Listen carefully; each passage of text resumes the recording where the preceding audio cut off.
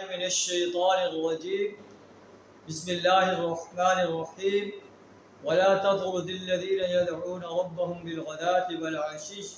یریدون وجهه ما عليك من حسابهم من شيء وما من حسابك عليهم من شيء فتطردهم فتكون من الظالمين صدق اللہ العظیم۔ سورہ انعام آیت نمبر 52 آپ کے سامنے تلاوت کی ہے۔ اس آیت میں اللہ تعالیٰ اپنے رسول صلی اللہ علیہ وسلم کو ارشاد فرمایا ہے کہ مکہ کے سردار جو کہتے ہیں کہ آپ پر جو ہے غریب لوگ ایمان لائے ہیں، ہمارے معاشرے کے جو ہے وہ کم تر لوگ ایمان لائے ہیں، ہم آپ کی مجلس میں نہیں بیٹھ سکتے، آپ ان کو اپنے مجلس سے اٹھا دیں، پھر ہم بیٹھ کر آپ کی بات سنیں گے۔ تو اللہ تعالیٰ فرماتا ہے وَلَا تَطْرُدِ الَّذِينَ يَدْعُونَ رَبَّهُمْ بِالْغَدَاةِ وَالْعَشِيِّ، اے نبی صلی اللہ علیہ وسلم آپ ان لوگوں کو اپنی مجلس سے نہ اٹھائیں جو صبح و شام اپنے رب کو پکارتے ہیں، یریدون وجہ اللہ کی رضا چاہتے ہیں، ما علیک من حسابہم من شیء ان کے حساب میں سے آپ پر کوئی ذمہ داری نہیں، وما من حسابک علیہم من شیء اور آپ کے حساب میں سے ان پر کوئی ذمہ داری نہیں،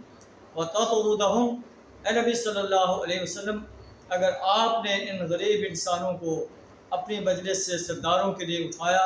فتکون من الظالمین آپ ظالموں میں سے ہو جائیں گے۔ یہ